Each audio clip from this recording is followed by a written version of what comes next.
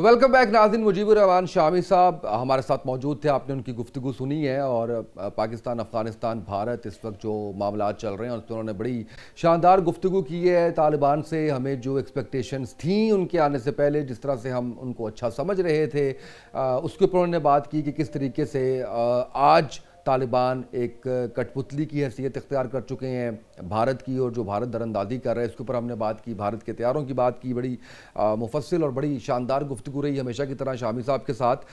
Break के बाद मेरे साथ मौजूद हैं काशिफ सलमान साहब, जो कि ब्यूरो चीफ लाहौर हैं 89 न्यूज़। काशिफ साहब, thank you so much for joining me. Sidra Munir, anchor person 89 news, मेरे साथ मौजूद हैं। Sidra, thank you so much for joining me. Kashif साहब, ये बताइएगा कि जिस तरह से आपने देखा कि किसी भी मुलाकात के अंदर मोदी हो या शहबाज शरीफ हो तो बड़ा ट्रंप मज़े ले लेके एक बात कर रहे होते हैं और काफ़ी ज़्यादा सुस्ती का सामना करना पड़ता है भारत को। तो हम ये देख रहे हैं कि भारत अब डायरेक्टली तो कुछ करने की पोजीशन में नहीं है, लेकिन जो एक प्रॉक्सी वॉर जिस तरीके से अफगानिस्तान को यूज़ किया जा रहा है, आप क्या समझते हैं कि पाकिस्तान की जानिब से जो जवाब दिया गया है अफगानिस्तान को, उसके बाद डायरेक्ट तो जरूरत नहीं करेगा भारत? क्या आप समझते हैं कि इसके अंदर भी कमी आएगी जो अफगानिस्तान या इस जैसे ममालिक को यूज़ करने की कोशिश की जा रही है? बहुत शुक्रिया उसामा। जैसे आपने बात की कि भारत जो है वो अफ़गानिस्तान को इस्तेमाल कर रहा है, ये कोई आज की बात नहीं है। मैं जब जर्नलिज़म कर रहा था और कश्मीर की जमातें भी थी तब भी मैं ये बात करता था, और जो लोग मेरे पास आते थे वो ये बताते थे वहाँ के कि बहुत ज़्यादा कौंसल खाने जो हैं वो भारत ने अपने अफ़गानिस्तान के अंदर खोले हुए हैं, जबकि उसकी ज़रूरत नहीं। उस वक्त बताते थे कि 30-30, 36-36 जो कौंसल खाने हैं वहाँ खोले गए। वो किस लिए थे? बेसिकली वो दरअंदाजी जो है पाकिस्तान में जो दहशत गर्दी है उसको प्रमोट करता है, वहाँ उसका इन्फ्लुएंस है, पैसे इस्तेमाल करता है। हमने माजी में देखा भी, वो अब मेरे जहन में नाम दुरुस्त हो, कुलभूषण जो पकड़ा गया था, जी, कुलभूषण जाधव, हाँ, तो वो भी वहाँ से ही जो है, तो वहाँ से ऑपरेट कर रहे हैं। अब उन्होंने ये तो देख लिया मार्के हक के अंदर के जो कोशिश वो करना चाहते थे उसमें उनको बड़ी नाकामी हुई, और दुनिया के लिए भी ये सरप्राइज था कि पाकिस्तान ने किस तरह भारत को जवाब दिया।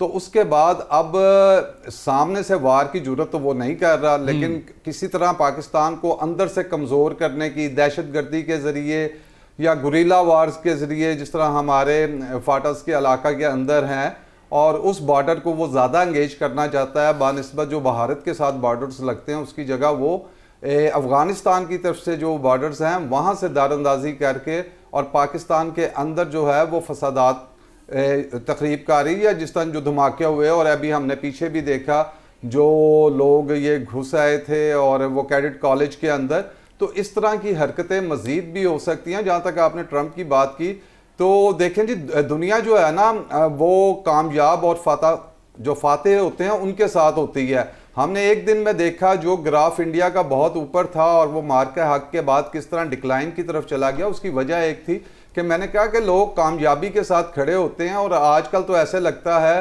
कि अमेरिकन प्रेसिडेंट जो हैं वो पाकिस्तान के सफ़ीर भी हैं, और वो हर महफिल के अंदर भारत के तैयारे जो गिराए गए हैं उनका जिक्र कर देते हैं, और बार बार मोदी और जो भारत है उसकी सुबकी होती है। उसके बावजूद जबकि ये पहले इस बात को तस्लीम नहीं कर रहे थे, अब उन्होंने इस बात को भी तस्लीम कर लिया था कि जहाज़ गिराए गए हैं। तो अब इस अमर की ज़रूरत है कि हमने देख लिया कि अफ़गानिस्तान जो है, हम जितना बरादराना बात करते हैं, उम्मत मुसलमा की बात करते हैं, लेकिन हम ये देख रहे हैं कि वो ना बरादराना ना उम्मत मुसलमा वाली कोई बात कर रहे हैं, बल्कि ये जो मफादात की जंग है उसमें वो पाकिस्तान के साथ खड़े होने की जगह जो है वो भारत की झोली में जाकर बैठ गए हैं, और वहाँ से जो अमेरिकन असला रह गया था अफगानिस्तान के अंदर उसको भी इस्तेमाल कर रहे हैं, और भारत भी जो है उनको शह दे रहा है और सपोर्ट कर रहा है।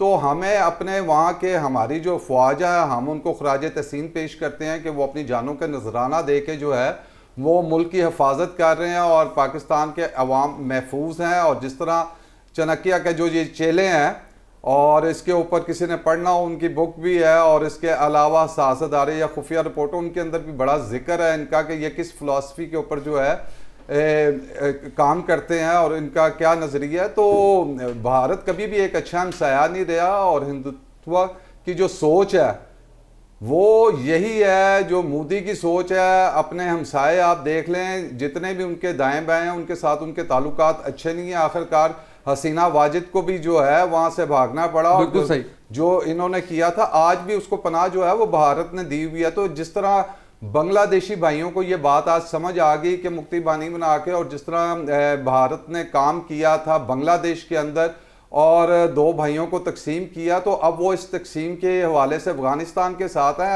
अगरचे हम अलग अलग मुल्क है, लेकिन ये बात उनको याद रहनी चाहिए कि एक वक्त में भारत अफगानिस्तान को भी भारत का मकरू चेहरा जो है वो नजर आएगा, बिल्कुल समझ आ जाएगी। बिल्कुल बिल्कुल बांग्लादेश की तरह। बहुत बहुत जबरदस्त आपने बात की है। सिद्रा, ये बताइए कि अभी आपने देखा कि दुबई एयर शो के अंदर जिस तरह से एक और सुर्खी का बायस बना तेजस तैयारा उनका, और ये तेजस वो है जिसको उनकी मिलिट्री, उनकी नेवी ने लेने से इनकार कर दिया। ये तेजस वो है जिसकी कुछ अर्सा पहले हमने देखा कि ऑयल लीक होते हुए वीडियो एक वायरल हुई थी, उसी को फिर आप उसमें लेके आए हैं, फिर वो जो है वो गिरा और दोबारा से उनको जो है हुआ, और उसके मुकाबले में अल्हम्दुलिल्लाह JF-17 पाकिस्तान के हम डील्स करके आए हैं वहां से। बहुत। तो क्या आपको लगता है कि बुरा वक्त शुरू हो चुका है भारत का? उसामा तैयब, बिल्कुल बुरा वक्त अगर कहा जाए शुरू बहुत देर से हुआ हुआ है, लेकिन ये अलग बात है कि भारत को और मोदी सरकार को अभी तक समझ नहीं आ रही। बार बार कभी पाकिस्तान से खवार हो रहा है, फिर सदर ट्रंप तो मुझे लगता है कि चेज़े ले रहे हैं बाकायदा तौर पर। पहले जिस तरह से हमने उनकी मुलाकातें देखी, कभी भारत में कभी अमेरिका में, मोदी सरकार बड़ा सीना चौड़ा करके जो है वो सदर ट्रंप के साथ उनकी मुलाकातें कि अब मैं जी, पहले सदर ट्रंप दुनिया पे अमेरिका राज कर रहा है तो अब शायद मैं उनका साथी बन गया हूं तो मैं पता नहीं क्या कर लूँगा। लेकिन अब जो सदर ट्रंप का रवैया है, वो किसी भी मीटिंग में, वो किसी भी प्रेस कॉन्फ्रेंस में जाते हैं, वो ना सिर्फ ये कहते हैं नहीं भी ज़रूरत, वो फिर भी बताते हैं कि पाकिस्तान ने भाई 6 तैयारे मार गिराए, बाकायदा गिन कर बताते हैं। और वो मोदी सरकार को दिखा रहे हैं कि आप लोग किस जगह पर हैं। अफगानिस्तान प्रॉक्सी भारत की जानिब से खेली जा रही है, पाकिस्तान को नीचा दिखाने की। हाँ, भारत खुद हिम्मत नहीं कर रहा, इतनी हिम्मत है तो फिर खुल के आए ना, सामने आए, जैसे पहले आए और मुंह तोड़ जवाब लेके यहाँ से गए। और उसके बाद पे दर पे कुलभूषण यादव की बात हो रही थी, वो हमने एक गुड जेस्चर दिया, उसको वापस भेज दिया, लेकिन उसके बाद फिर मोदी सरकार को सुकून नहीं आया, वो फिर से पाकिस्तान पे चढ़ाई करने की कोई, फिर बेइज्जत होके निकला। अब दुबई एयर शो यानी मुसलसल उनकी जो फजाइया है उस पे कुछ को वापस नहीं भेजा था, अभिनंदन को वापस भेजा था। ओ सॉरी, अभिनंदन को वापस भेजा, हमने चाय भी पिलाई और उसको भी वहां पे जाके उन्होंने हीरो बना के पेश कर दिया। एग्जैक्टली, यानी वो दूसरे मुल्क जाके पकड़ा जाता है, उससे फजाइया का एक क्वेश्चन मार्क लग गया ना फजाइया पे, आपके पायलट्स पे, आपके जो विंग कमांडर्स हैं उन पे।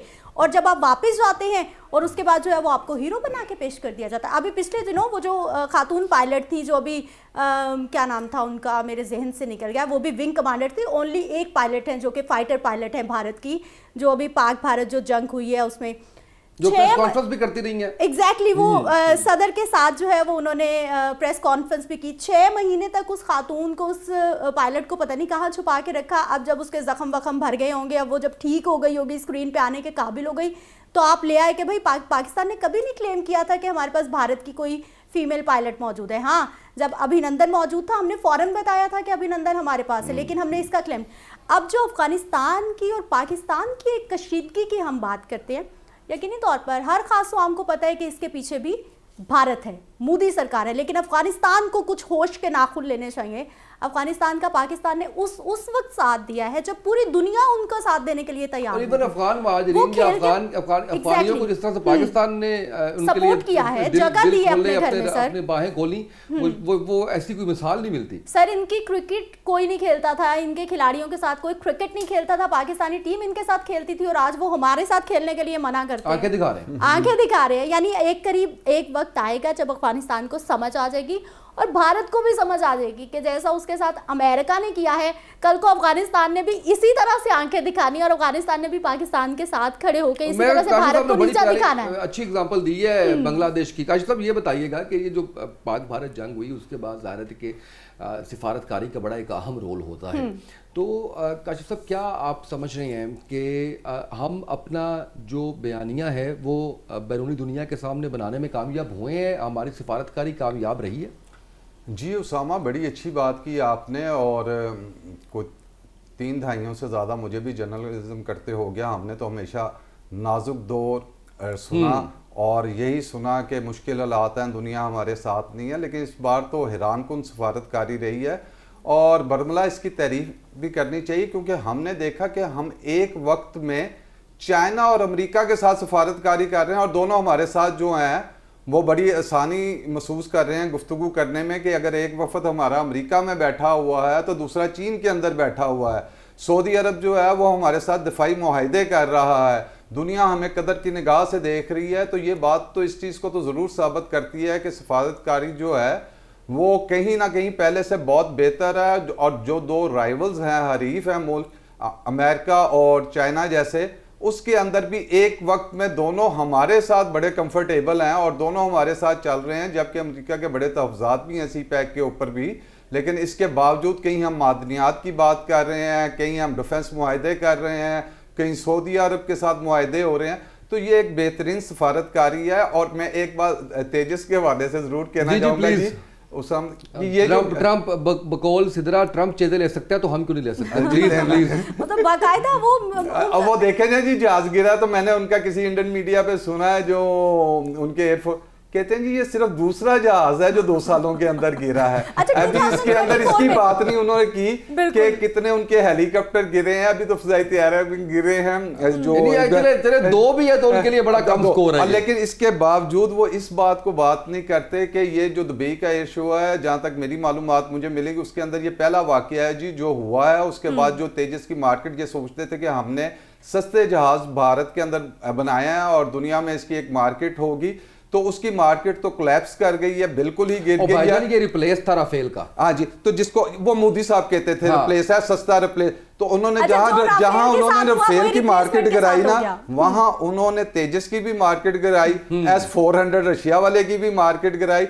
और दूसरी जानिब जो हमारे JF-17 थंडर है जो पाकिस्तान बना रहा है, मुख्तलिफ ममालिक ने उसके सौदों के लिए बात कर ली है। इसके अंदर सिर्फ ये है कि पाकिस्तान अमेरिका को इत्मीनान में ले रहा है कि अगर हम ये मुआहदे नहीं करेंगे तो चाइना जो है उन ममालिक के साथ मुआहदा कर लेगा, हमारी मीशत बेहतर हो जाएगी। कि JF-17 थंडर के मुआहदे जो हैं वो पाकिस्तान जो वहाँ पे मौजूद है, और एक चीज़ ने साबित किया है कि मशीनरी एक हद तक है, आपका हुनर, आपका फन, आपकी जुर्रत जो है वो बड़ा मैटर करती है कि आप उसको किस तरह चलाते हैं। तो हमारे शहीनों ने ना सिर्फ मुल्क के अंदर मुल्क के बाहर दुनिया को बताया है कि इन फजाओं के शहीन हम हैं। बिल्कुल सही है। इसी तरह ये बताइएगा कि ये जो कामयाब सिफारतकारी है या इस वक्त जो एक मौक़िफ़ हम हुकूमत का देख रहे हैं अफगानिस्तान के मामले पे, या ट्रंप वज़ीर आज़म को सराह रहा है, आपने समझती कि काफ़ी लंबे अरसे के बाद हमारी हुकूमत और हमारे इदारों का जो वर्किंग रिलेशनशिप, जो कोऑर्डिनेशन है वो बड़ी बेहतरीन चल रही है, ये एक बहुत बड़ी वजह है इसकी?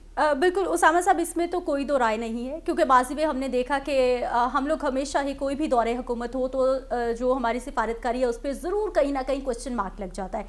इतने सारे ममालिक का क्लस्टर, जिसमें चाइना है, जिसमें अमेरिका है, जिसमें दुबई है, सऊदी अरेबिया है, यानी इन सब के साथ हमारा बहुत गुड वर्किंग रिलेशनशिप चल रहा है। और जो सऊदी अरेबिया के साथ, जैसा कि सर भी बता रहे थे कि हमारे डिफेंस के मुआहदे हुए हैं, माजी में कभी नहीं हुआ। यकीनी तौर पर ये हमारे लिए एक स्ट्रॉन्ग पॉइंट है।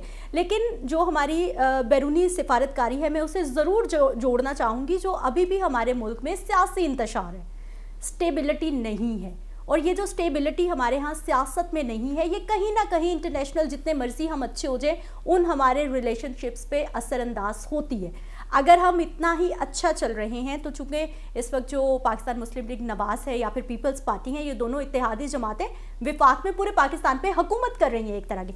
मेरा ख्याल है कि उनका इस वक्त बहुत बड़ी जिम्मेदारी बनती है कि अगर पूरी दुनिया आपको बाहें खोल के आपके लिए अच्छे अल्फाज का इस्तेमाल कर रही है, आपके साथ जो है वो आने वाले वक्त में अच्छे मुआहदे कर रही है, या फिर आपको अपनी गुड बुक्स में रख रही है, तो आप अपने थोड़ा सा जो मुल्की हालात है उनको स्टेबल करने की कोशिश करें। जो सियासी जमातें आपसे नाराज़ हैं उनको मना लें। This is the best time for us, मुझे ऐसा लगता है, क्योंकि कभी भी जब तक घर के अंदर सुकून नहीं होगा, हम बाहर जितना मर्जी सुकून ढूंढ रहे, घर में सुकून नहीं मिलेगा। तो बिल्कुल सही। काश साहब, डू यू एग्री, जो सिद्रा ने भी बात की है कि हमें जो अपने अंदरूनी मामलात हैं उनको बेहतर करने की ज़रूरत है, या आप समझते हैं कि जो चीज़ें तय हो गई हैं उसके मुताबिक जो कुछ चल रहा है वो बिल्कुल ठीक चल रहा है? नहीं जी, इसको आप आइडियल तो नहीं कह सकते कि जो कुछ चल रहा है वो बिल्कुल दुरुस्त है, लेकिन बात बिल्कुल दुरुस्त है जी। आप घर के अंदर से कमज़ोर हों तो बाहर की कामयाबियां बहुत देर पा नहीं रह सकती। जिस तरह मैंने बांग्लादेश की मिसाल भी दी थी, हम कितने भी बाहर से मजबूत होते, लेकिन अगर आपके अंदर से लोग आपके साथ नहीं खड़े थे और एक इख्तलाफ पैदा हुआ, उसके बारे में शहाबनामे में तो बहुत क्लियर लिखा हुआ है कि ये जो मगरबी पाकिस्तान के लोग जो है मशरकी पाकिस्तान के लोगों को क्या समझते थे, उस टाइम की ब्यूरोक्रेसी क्या समझती थी और उनको जगह नहीं देती थी, तो उस वजह से ये इख्तलाफ फैलता चला गया। लोग जो अमरीका भी है, अगर आप पढ़ें तो वो कहते हैं जी हम हालात पैदा नहीं करते, हम हालात से फ़ायदा उठा सकते हैं। अगर उसामा और मैं दो भाई बैठे हुए हैं और हम में कोई इख्तलाफ ना हो और एक दूसरे पे इत्माद हो, तो कोई भी बाहर का तीसरा आएगा तो हम आपस में इकट्ठे होंगे तो वो उससे फ़ायदा नहीं उठा सकेगा। अगर हमारे अंदर कोई रंजिश होगी तो बात बढ़ जाएगी, तो वो रंजिश फ़िरका वराना सूरत में हो, वो सियासी सूरत में हो। एक तो ये हमारा तो मोटो है जी पाकिस्तान का कि जो हमें मजहबी तौर पे पसंद नहीं उसको हम काफिर कह देते हैं, जो सियासी तौर पे पसंद नहीं उसको गद्दार कह देते हैं। हमारा कौन सा ऐसे वज़ीर आज़म गुजरा जिसको हमने गद्दार का टाइटल नहीं दिया या किसी को हमने काफिर का टाइटल नहीं दिया। तो इसका बेहतर हल यही है कि हमने देखा कि सियासी जमातों ने माजी से अपने सबक सीखा और आहिस्ता आहिस्ता मैच्योर हुई।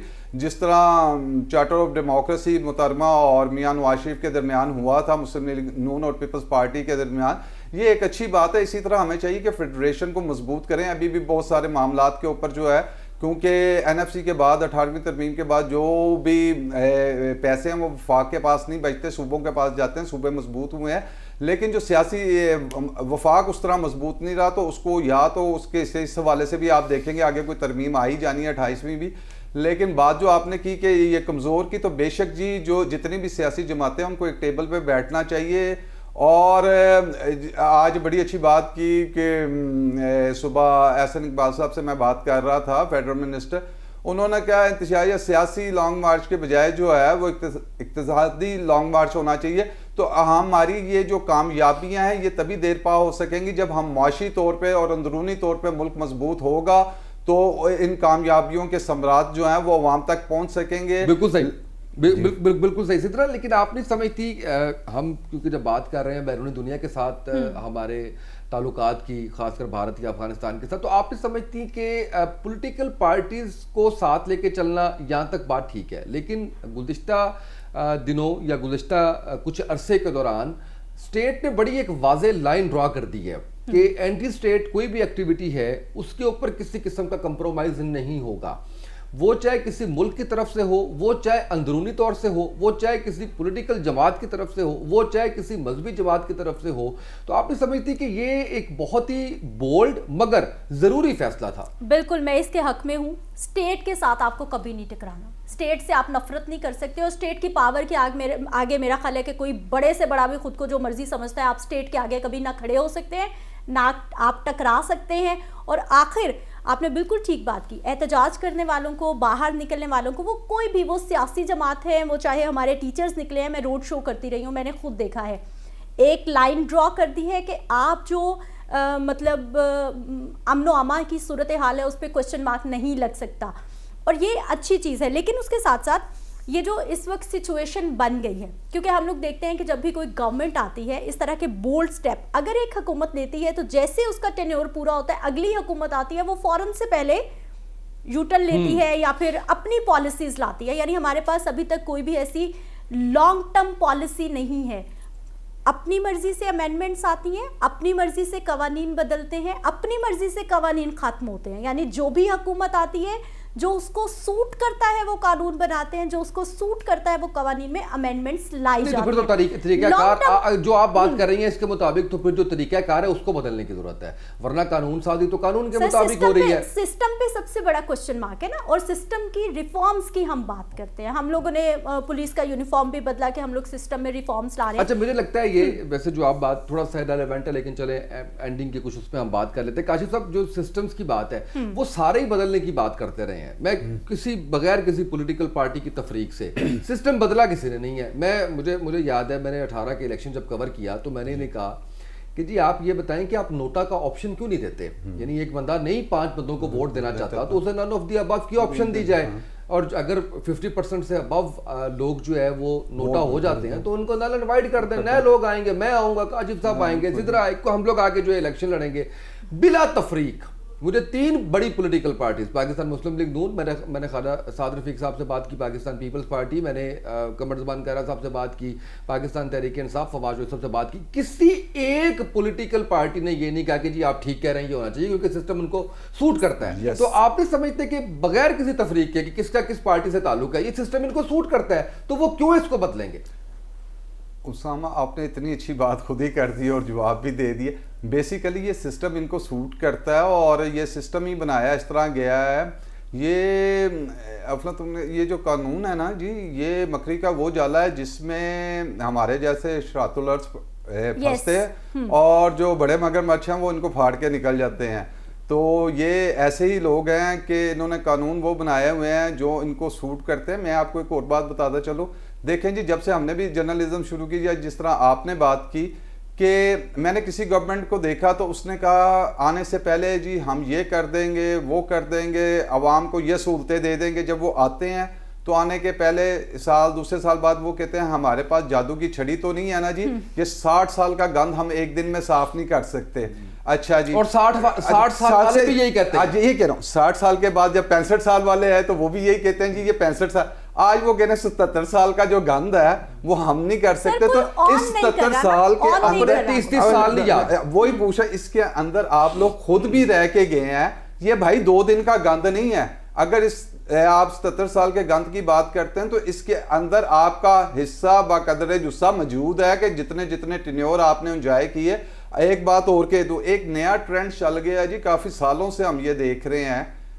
आप आज देखेंगे तो पंजाब के अंदर मुस्लिम लीग नून की हुकूमत है कई सालों से, बल्कि दिहाई से ऊपर हो गया। KPK के अंदर जो है वो PTI की हुकूमत है, इसी तरह दिहाई से ऊपर हो गया। सिंध के अंदर जो है वो पीपल्स पार्टी की हुकूमत है और मखलूत एक हुकूमत बन जाती है। और जिस तरह वहाँ वोटिंग का जो भी होता है बाजार, वो हम देखते हैं बलूचिस्तान के अंदर।